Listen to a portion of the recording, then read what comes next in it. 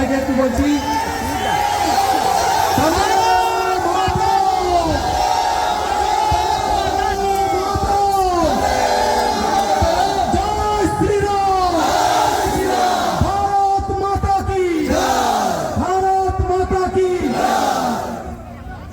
যাদের ডায়াসে থাকার কথা তারা থাকবেন, বাকিরা দয়া করে ডায়াস থেকে নেমে যাবেন। আমি প্রথমে আমাদের সম্মানীয় বিরোধী দলনেতা মানিক, দুজন জেনারেল সেক্রেটারি, আমাদের প্রার্থী সম্মানীয় শুভেন্দু অধিকারী, আমাদের প্রার্থী এবং জেলা সভাপতি সবাইকে বড় মালা দিয়ে বরণ করে দিচ্ছেন।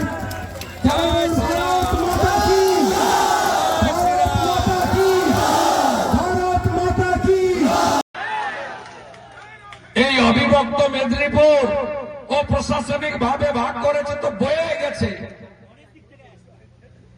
মনে, আত্মায়, হৃদয়ে, মানসিকতায়, কথাবার্তা, সামাজিক ধর্মীয় আচরণে, খাদ্যাভ্যাসে পান্তা মুড়ি খাওয়া লোক আমরা, গায়ের লোক।